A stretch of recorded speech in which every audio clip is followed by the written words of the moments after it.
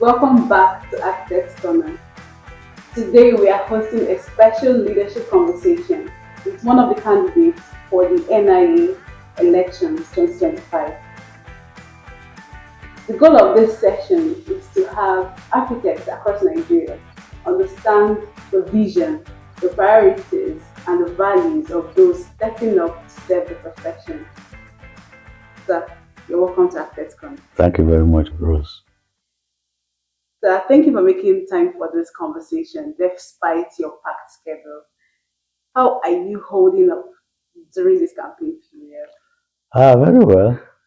We're taking it at our pace. Okay, thank you, sir. Yeah. So we'll be getting straight into the conversation. Okay. Sir, please can we get to know you, your name and what you do and the position you're coming up for? Okay, my name is Architect Chris Uloko. I'm coming up for the position of the Honorary General Secretary. For the past almost 4 years now, I've served the Institute as the Public Relations Officer or the Chair Public Relations Committee. I'm a graduate of University of Jos.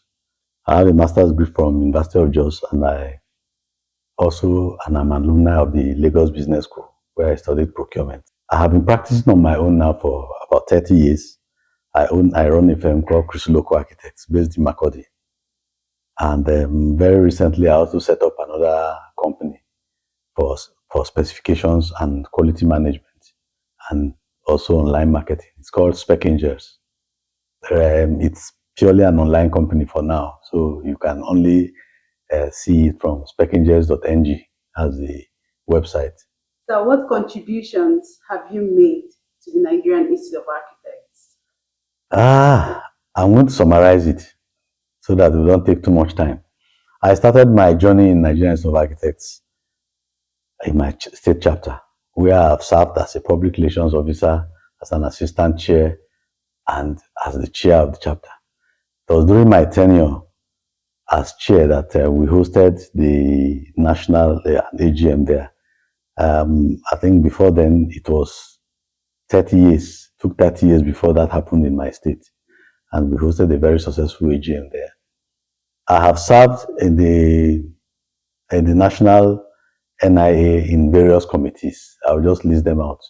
I've served in the resource committee, I've served in the practice committee, I've served in finance committee, I've also served in the CPTB committee. In fact, in the past two to 3 years, I've been coordinating all the CPTB activities that have been occurring online, almost single-handedly. Not single-handedly, of course, it's a committee. We are doing a lot of work, but I have been doing most of the coordination. And then I've also been a member of the Board of Architectural Education and the Joint Board of Architectural Education.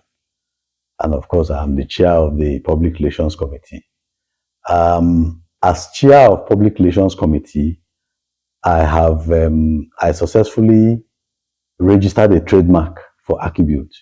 For over 30 years, they've been using Archibute without actually owning it. Anybody could have just picked it and ran with it. But now it belongs to the NIA. I registered a trademark for it. And I also ensured that journalists who are writing about buildings should always write the name of the architect. We started a conversation with a journalist, Benedict Oshife, of This Day newspapers, when he first published an essay on a design done by Interstate. And he didn't mention Interstate anywhere. He was mentioning Julius Becker and the rest. So I got onto them, and now they agreed that anytime they are writing about any building at all, they will write about the architect. And then thirdly, I also drafted media and public relations policy for the committee. Those are my main, apart from the basic sharing of information, those are my main achievements. I also introduced formal use of press conferences in our occasions, where the communique for that conference is read out to the public. I initiated that, and we've used it for at least 60% of the conferences that we've handled. So those are my contributions to the NIA. Most of the details are in the other committees, which I may not go into them now. But then, sir, yes, what impact do you feel these contributions have made? They've made a lot of impact. Some of those impacts, because it's a public thing, it may not have been direct on the members of the institute, but the impact is public, so it's not measurable instantly. The impact of registering attribute or owning it will only be felt in the future. When you want to trade with attribute, then you realize what owning it will be. So that those kind of impacts, they are non-tangible impacts, but they are necessary. They are necessary administrative decisions that needed to be taken, which for some reasons has been ignored in the past, which I had to take. Yes. Thank you so much, sir. Yeah. What do you plan to do if elected? Yes. Before I answer that question, I want every architect listening to this to understand what key performance indicators mean, because it's not enough to do something. What is more important is, how do you know that what you are doing is the correct thing to do? How do you know that you have performed? So there are indicators that determine whether you have performed or you have not performed. And I have identified 4 with relation to the NIA, and I needed to be as straightforward as that. First of all, we need to grow our membership. We can't second guess, we can't run away from that. The only way the organization can survive is if the membership is growing. We also need to be rich. The NIA cannot continue to struggle with finances, because any organization that doesn't have the finances to tackle its problems is not going anywhere. We have a lot of challenges that only money can solve. You want to pass a bill or a legislation, you need to fund it. So we need to create a means by which we have money.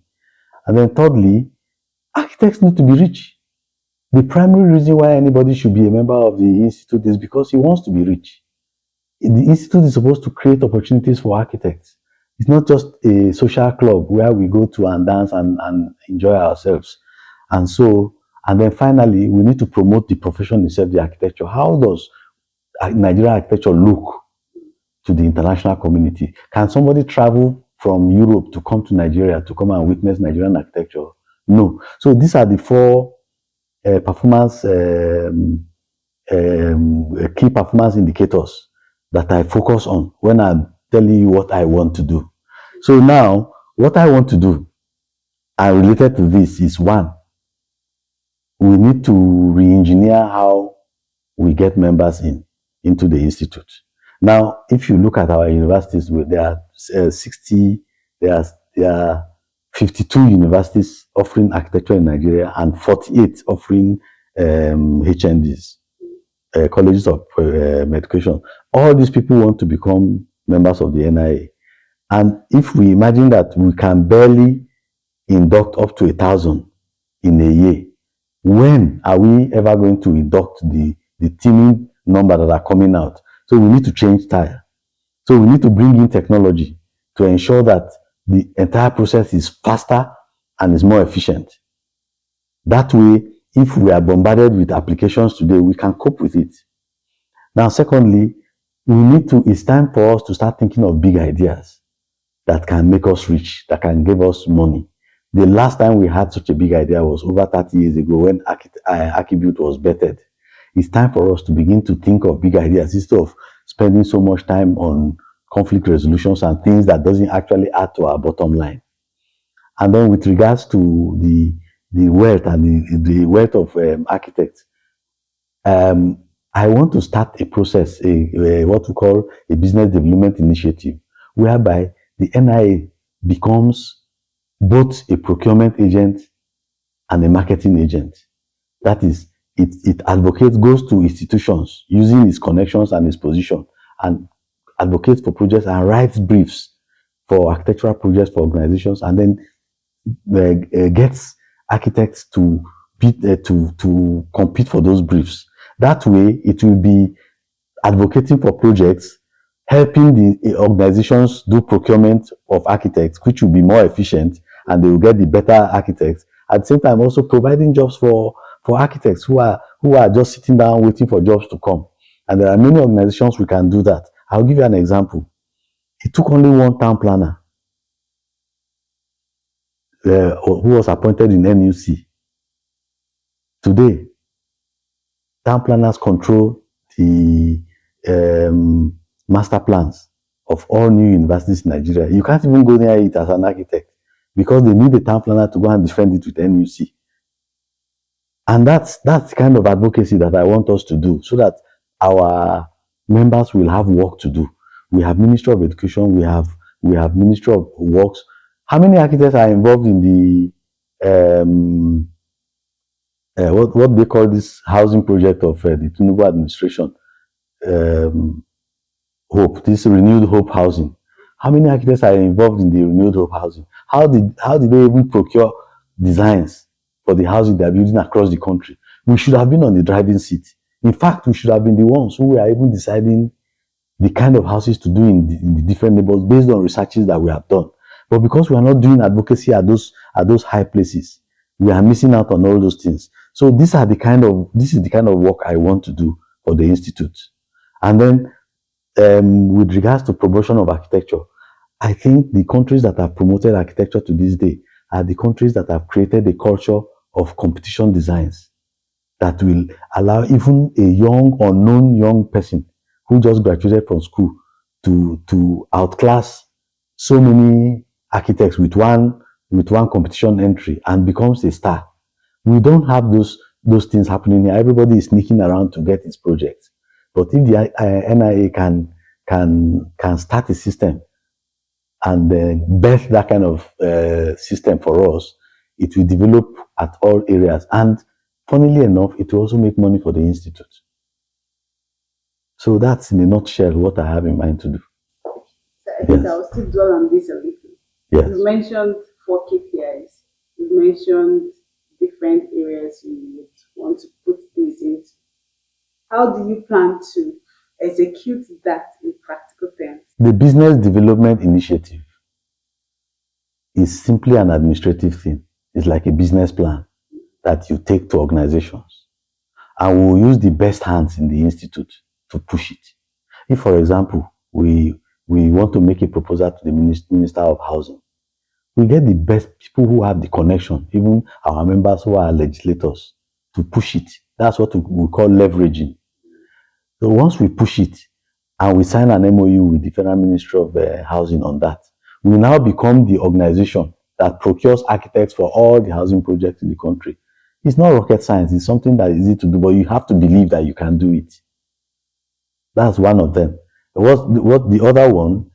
Most of them are administrative decisions that we take as a business proposals and push for them. Most of them, they are not rocket science, but we need a strong technology base to be able to drive this process, and that is why I intend to expand in my NIA portal and make it more robust. In fact, I want it to relate directly. I want to integrate it with NIA's governance architecture, governance structure, so that every person in the institute has a unique dashboard based on his assignments. Thank you, sir. Yes. Why do you believe now is the right time for you to serve the INIA? Yes. One, I was in the Board of Architectural Education that examined the last candidates, and we saw in real terms the problems that are existing, and we also saw the number of people that are coming. Now, in any organization, when the numbers are increasing, the technology needs to change, and the methodologies of operational methodologies need to change.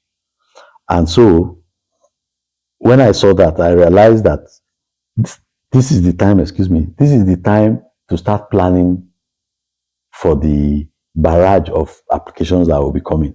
If we don't plan now, and we suddenly end up with a large number, and we are using the personalized kind of administration that we are running, we are going to run into trouble. So now I want to shift NIA administration from personalities to systems. So we create systems. So you don't need to know me for anything to happen for you in the NIA. In fact, you don't need to know anybody. The thing happens like clockwork because the system has been placed there. And so this is the right time to do it, because at the rate we are growing now, if we miss out on this in the next 2 years, it may be more difficult to achieve. What values or leadership principles will guide your decisions if elected? The most important principle is transparency. We want to create a system that nothing is hidden. If you pay money, you know what the money is going to be used for, and you know how things are going to happen. Then we also need another value that I'm driving is courtesy and mutual respect. Sometimes, when I look at the way architects talk with each other, I don't see that bond of respect between us. And it's not like that with some professions. Like lawyer, there's nothing like a small lawyer. All lawyers respect each other across board. But architects, we tend to look down on, sometimes either looking down on younger architects or younger ones talking to elder ones in a manner that is unbecoming of the nature of our profession. So I want to turn courtesy and mutual respect into an organizational culture. And I intend to actually even train the secretarial staff on that, how they respond to inquiries, how they talk with people, and how they work with each other. Yes. Thank you, sir. You're welcome. What message do you have for architects across Nigeria as the election approaches? Okay.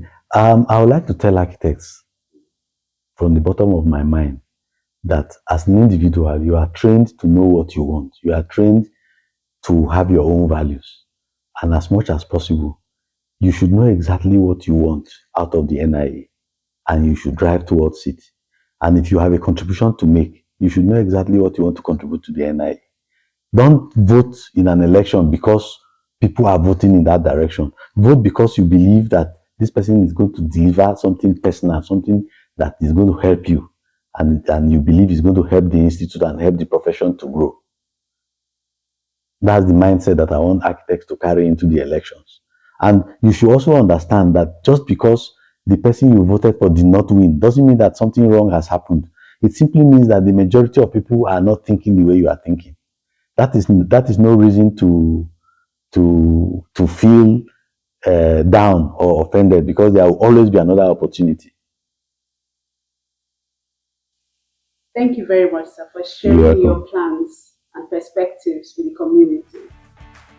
We wish you clarity and strength during this election season. And to our viewers, thank you for watching. Stay tuned for more leadership conversations on Architects Corner. Thank you. Thank you very much, Rose. And I'll use this opportunity to also commend you on the work that you are doing. You know, every good organization needs a media associate, and I think sooner or later you may have to become the official NIA media affiliate, because you've done so much work, and a lot of young people are getting to know what is happening in the institute because of the work you are doing. Thank you very much. We appreciate it. Thank you. Okay.